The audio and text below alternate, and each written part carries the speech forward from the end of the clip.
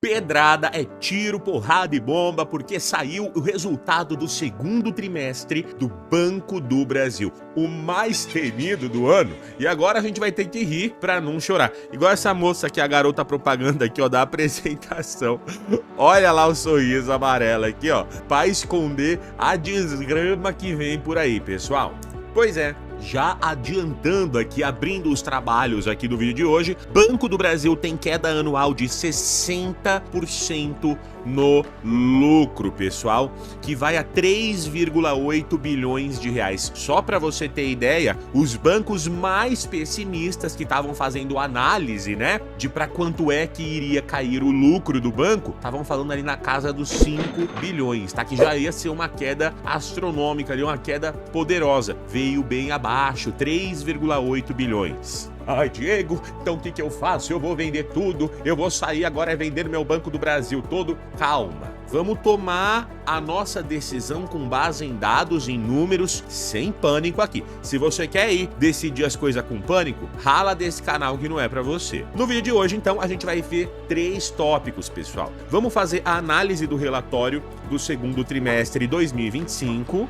Vamos entender por que é que o lucro do Banco do Brasil caiu tanto. Eu vou trazer, pessoal, aqui uma reportagem, um dossiê que uma casa, inclusive, de análise fez e compartilhou publicamente isso daqui nos portais de notícias. A gente vai ler, vai entender alguns dos fatores que eles acreditam do porquê é que o Banco do Brasil tá com esse risco maior. E vamos entender aqui o ponto 3, será que existe luz no fim do túnel? A gente vende ou compra mais ações do Banco do Brasil? Tudo ainda nesse vídeo. Vamos calcular o lucro do Banco do Brasil, o lucro por ação e qual que é ali a margem de segurança esperada, tudo isso no vídeo de hoje. Ô, coisa boa! Já pega aí, ó, a sua canequinha, a sua xicrinha, senta aí no sofazinho da sua casa, na sua televisão, no seu computador, no seu celular e bora para mais uma aula, pessoal. Para você acessar o relatório do Banco do Brasil e não ficar só dependendo aqui do meu vídeo para você entender, vai lá, criatura de Deus, ó, coloca aqui no Google, deixa até eu voltar aqui o site, coloca lá BBAS3RI,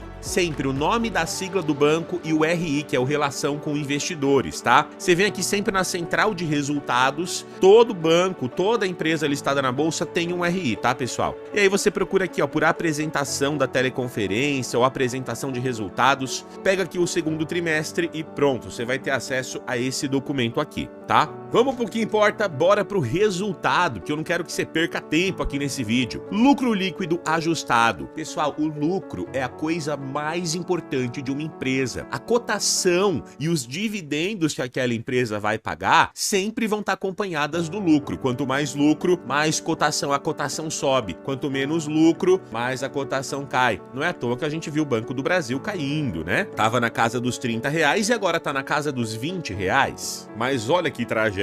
No segundo trimestre de 2024, no mesmo período do ano passado, o banco estava lucrando 9,5 bilhões de reais. Enquanto que esse ano é praticamente, pessoal, 1/3, tá? Ele perdeu 60% quando a gente fala do ano passado pra cá. O guidance, né, que a gestão passa pra gente, que é mais ou menos assim, as projeções do que eles acreditam, tá? Tá aqui, ó, se a gente olhar lucro líquido ajustado, você viu que tava em revisão, né, o intervalo anterior, e agora, ó, o que a gente tá falando aqui é que o realizado até agora, no primeiro semestre, foi 11,2 bi, muito puxado porque no primeiro trimestre ele ainda teve 7 bilhões de lucro, lembra que ele teve 7 bilhões? E eles estão falando que vai ficar o lucro do ano entre 21 e 25 bilhões. Será? Daqui a pouco a gente vai fazer a conta mesmo sendo realista aqui, tá? Um cenário mais pessimista possível pra gente trabalhar aqui com margem de segurança. Ai, mas Diego, por que é que esse banco tá dando um lucro tão ruim assim? Pessoal, o lucro ainda não tá tão ruim, tá? Porque lembra que sempre que a gente atinge o fundo do poço, dá pra piorar, dá pra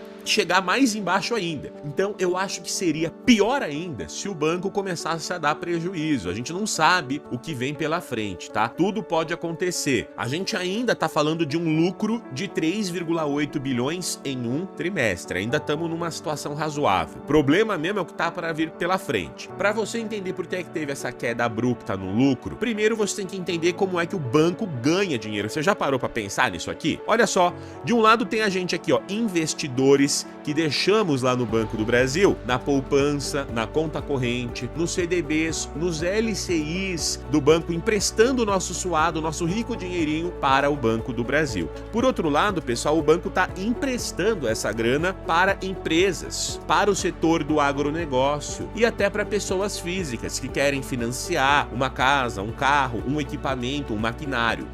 Você não achou que o banco ia ficar com o dinheiro parado ali sem fazer nada, te dando uns juros sem ele ganhar nada com isso, né? Então a empresa paga 150% do CDI para o banco e o banco te repassa 100% do CDI. Ele fica com uma margenzinha, tá vendo? Que a gente chama de spread bancário. Esse spread aqui é que tá caindo, por isso que o Banco do Brasil tá lucrando menos. Quando essa margem fica menor, o banco lucra menos, tá? E é o que tá acontecendo aqui. Vamos lá, quais são os fatores que fazem o spread do Banco do Brasil cair? E aqui eu peguei os fatores atualizados, inclusive a gente vai passar um por um para você entender. Basicamente, pessoal, o spread do banco cai por conta de calotes por parte das empresas e do agronegócio. A inadimplência, o número de caloteiro, sabe? A pessoa que pega o dinheiro e não paga a conta. Aqui nesse caso aqui, ó, as empresas do agronegócio que tá pegando dinheiro, não tá pagando o banco. Então o banco ele tá tendo um prejuízo maior. E esses calotes se devem a algumas razões. Bora para elas. A número 1, alta da Selic. Lá em 2020, a taxa Selic estava em 2% e ela foi subindo e chegou agora, em 2025, em 15% ao ano. Os juros do Brasil sobe e sai avassalando, sai ferrando todas as empresas, pessoal. Porque o custo do dinheiro fica mais caro. Então, para uma empresa conseguir pagar a conta, ela precisa lucrar mais. Só que, opa, todo mundo tá lascado. Todas as empresas estão concorrendo por esse dinheiro, estão tentando vender mais. Então o cenário fica mais difícil, fica mais desafiador. Inclusive o Banco do Brasil foi espertinho, né? Eles começaram exatamente falando disso. O agro e seus ciclos em perspectiva. Tipo assim, ó, gente, tá ruim, mas é por conta do ciclo, é por conta do sistêmico. Será? Tem mais coisa aí, o buraco é mais embaixo, daqui a pouco você vai ver. Olha lá, ele mostra que a Selic subindo e inclusive o preço da soja caindo, né? A gente teve aí uma queda aí no preço da soja média, olha lá, 153 passou para 182, teve um boom e agora 134, então tá mais barato do que em 2020. A pandemia fez o preço das commodities dar uma subidinha ali, né? E olha lá, a inadimplência que tava em 1%, caiu para 0,60, 0,52 e agora tá em 3,49, tá, pessoal? Isso aqui é a carteira do agronegócio. Ai, mas Diego, é só 3,49% de inadimplência? É muito pouco ainda assim. Mais ou menos, não é que é pouco, né? Pensa que o banco, ele precisa pegar os outros 96,5% das pessoas que estão pagando a conta e com os juros cobrir o calote que esses 3,5% não estão pagando. Esses 3,5% não é que eles estão pagando parte do valor, eles simplesmente não pagam nada. Então todo o dinheiro que o banco emprestou para esses 3,5% foi perdido. E em contrapartida, os outros 96,5% das pessoas que estão lá pagando adimplentes, os juros delas precisam compensar esse calote. Você tá entendendo? É uma conta complicada. Pensa comigo, o banco emprestou R$100 ali, ó, para todo mundo. Quando a pessoa devolve bonitinho, ela é adimplente, o banco não vai ter um lucro de R$100. Ele lucra ali 15%, 13% ao ano, então ele tem um lucro de 10, de 13, de 15 reais quando ele empresta R$100 para alguém. Agora, quando ele perde os R$100 que a pessoa inadimpliu, a pessoa deu calote, ele perdeu os R$100 numa paulada só de uma vez. Olha só, quantas pessoas pagando tem que ter para compensar os prejuízos. Por isso que isso aqui é muito perigoso de um banco, tá? Ó, a inadimplência saltou aqui, ó, nos últimos 6 meses para cá de 8,77 bilhões para 12,7 bilhões de calotes, né? A gente vê, pessoal, que é uma alta bem considerável.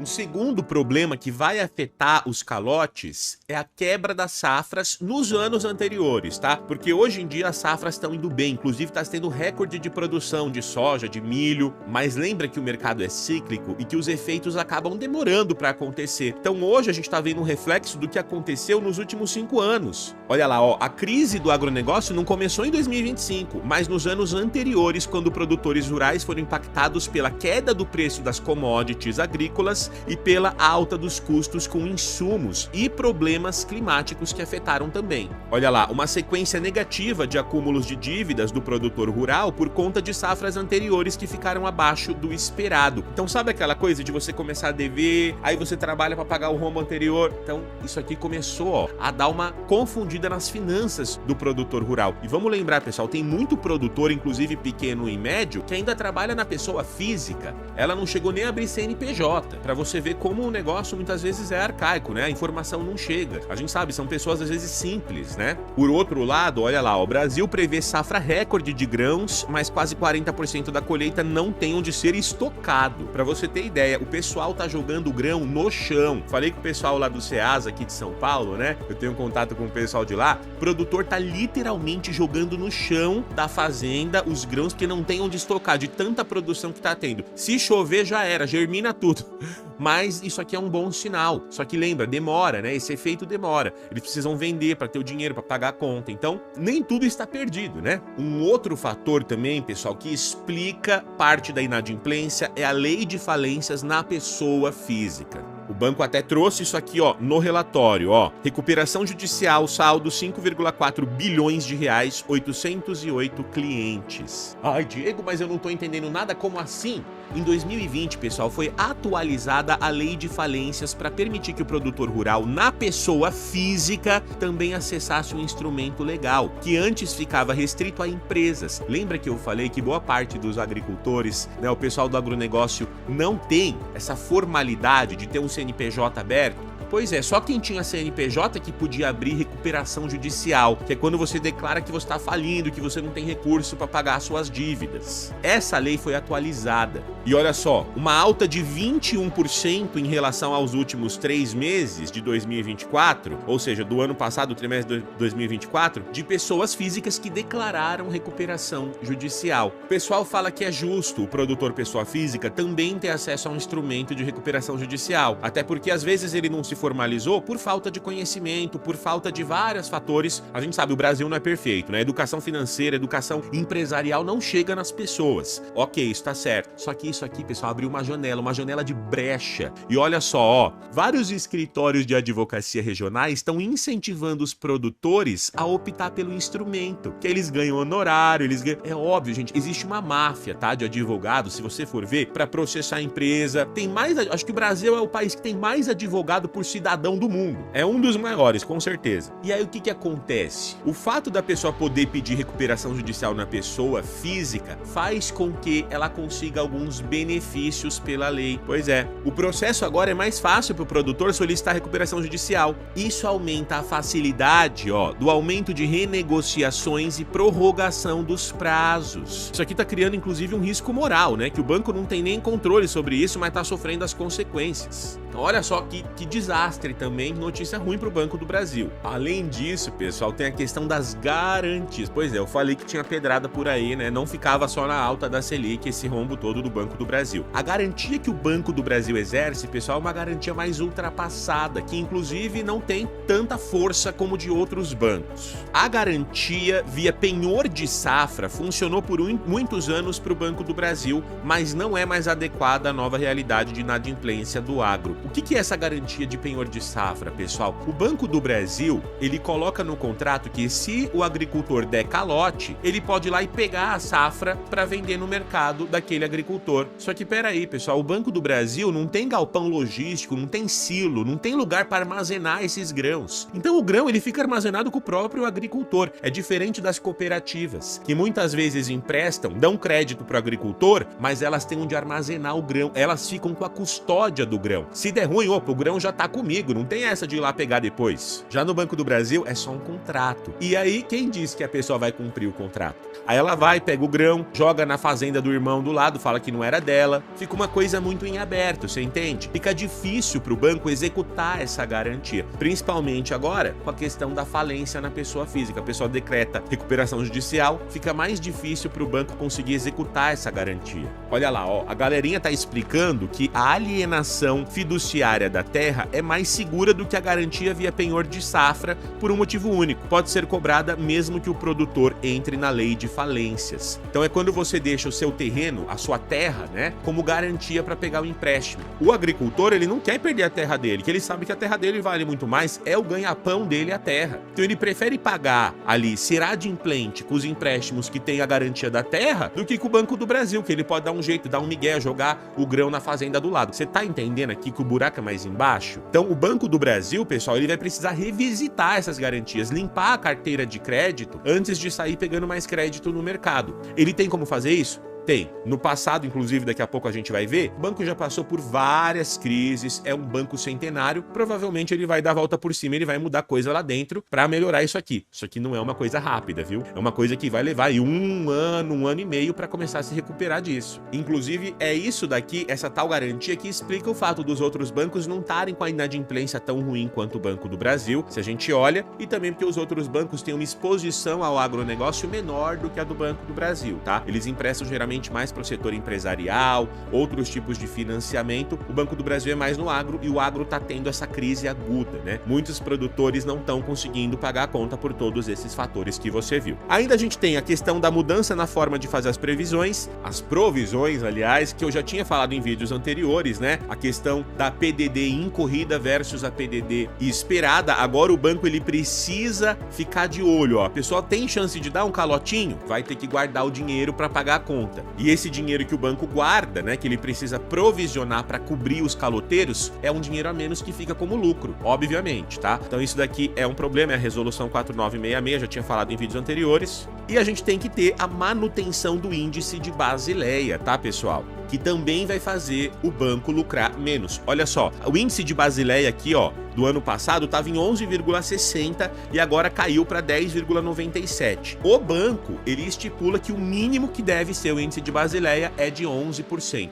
Você lembra o que é o índice de Basileia? Basicamente é uma métrica que mede o risco, o caixa do banco contra todos os empréstimos ali, todos os investimentos que o banco fez. Então é exatamente isso. Ele pega de todo o investimento que o banco fez, os empréstimos que o banco deu, né, para as pessoas, para os agricultores, qual que é o percentual do capital que ele tem em caixa, que ele tem de dinheiro dele ali. 8% é o mínimo que o Banco Central estabelece e 11% o Banco do Brasil estabelece porque ele quer ficar mais confortável. Então ele tem que ter 11% de todo o dinheiro que ele já emprestou em caixa, em mãos, para que isso aqui fique seguro. E aí é óbvio, se tem mais inadimplência, o banco tem que pegar mais dinheiro para deixar em caixa para ter esse índice de Basileia bem controlado, você entendeu? Provavelmente o índice de Basileia iria cair por conta desses calotes todos, o banco vai pegar uma parte do lucro que ele teria, que ele iria distribuir para a gente acionista, ele não vai mais distribuir não, ele vai ter que deixar lá para cobrir calote para o índice de Basileia se manter, por isso que se manteve inclusive, tá?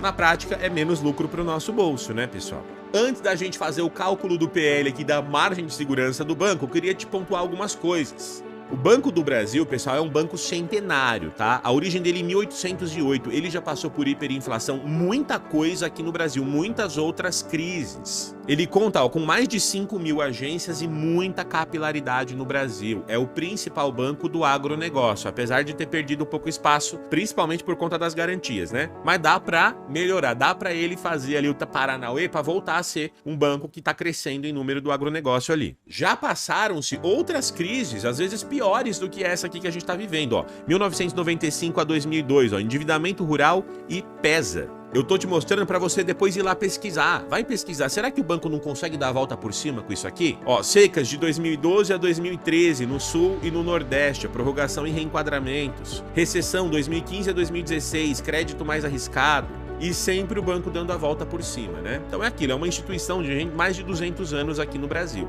Bora lá, vamos calcular a margem de segurança do Banco do Brasil com os dados mais atualizados pra gente ver o que a gente faz. Então hoje a cotação tá em R$20 e o lucro por ação que era de R$5, gente, na nossa projeção, agora não vai mais ficar, porque o lucro deu aquela caída, a gente tem que calcular de novo, tá? Segundo aqui o guidance atualizado, ó, revisado, tá entre 21 e 25 bilhões. Eu não sei, pra mim o Banco do Brasil tá passando a notícia aqui, ó, picada e tá piorando cada vez mais. Então vamos trabalhar com menos do que isso, hein? Se a gente pegar, ó, os 11,2 bi que ele teve no primeiro semestre e multiplicar por 2, daria 22,4. Mas esse 11,2 veio muito porque no primeiro trimestre a gente teve um resultado alto ainda, que não tinha sido tão impactado assim com toda essa desgrama que a gente tá vendo. Então vamos dar uma reduzida nisso aqui, né? Vamos pegar os 11,2 bi e vamos somar mais 3,8 se no terceiro trimestre ele fizesse igual a esse trimestre, mais 3,8 no último trimestre também igual a esse trimestre. A gente estaria falando de 18,8 bilhões, tá? Sendo mais pessimista aqui, pé no chão, pessoal, porque esse lucro pode piorar, como ele pode voltar a subir no futuro, a gente não sabe disso. Com 18,8 bilhões, se a gente divide pelo número de ações, lembra, o número de papéis, ó, 5,73 bilhões. Como tá tudo em bilhão, corta, é só dividir por 5,73. A gente tá falando de um LPA de 3,28. Olha que LPA bem mais baixo do que a gente estava projetando antes com os dados anteriores, né? 3,28, ó, vamos esperar um crescimento aqui de 5% ao ano para ser bem conservador e um payout de 35%. A gente vai reduzir o payout, porque o próprio banco falou que ele vai reduzir também o payout, ele vai ficar com mais dinheiro em caixa. Se a gente espera um dividend yield de 8% daqui 5 anos, olha só, LPA projetado 4,19, dividendo 1,47, preço teto R$ 18,31, uma margem de menos 9,20%. Então, em termos de margem de segurança para dividendos, é isso que acaba acontecendo, tá? Se a gente estivesse falando de um payout de 100%, ou seja, tanto faz se o banco vai distribuir o dividendo ou reinvestir nele mesmo. Eu vou colocar o payout aqui em 100% para a gente simular isso. Aí a gente estaria falando aqui, ó, de uma margem de segurança de 61%, um preço teto ainda de R$ 52. Então você vê que vai muito depender da tua estratégia. Você está comprando o Banco do Brasil para receber dividendo hoje? Se sim, não tem margem de segurança para isso, eu sinto muito te dizer. Se você está pensando em longo prazo, o banco ainda assim está com margem extremamente atrativa no preço atual. Pode vir mais turbulência? Pode, vai vir. Só que a gente vai comprando aos poucos, vai caindo, vou comprando mais. Todo mês eu tô comprando ali alguma coisinha de Banco do Brasil, tá? Um percentualzinho pequeno, 5% do meu aporte mensal, tá indo ali para Banco do Brasil, tô fazendo meu preço médio cair, que eu acredito que no futuro pode demorar 1, 2, 3, 5 anos, pode depender de governo entrando, governo saindo, Banco do Brasil tá aí e provavelmente se recupera na tese de longo prazo. Beleza? Comenta aí agora, essa análise te ajudou? Gente, eu tentei trazer tudo, fiz uma pesquisa extensa aqui, eu tive a cara da riqueza pra trazer isso aqui pra vocês do jeito mais didático que eu poderia, tá? Se inscreve no canal se você não faz parte, a gente vai bater 1 milhão de inscritos logo logo e eu vou deixar um mini curso do canal grátis com 3 aulas no primeiro link da descrição. Primeiro link comentado aí. Vou deixar um vídeo aqui, ó, bem semelhante, mas com outra empresa que eu analisei essa semana, a Sabesp. O oposto total, né, pessoal? Lucro, recorde, lucro subindo. Vai lá e assiste, ó. Quem avisa, amigo é. Te vejo no próximo vídeo. Valeu!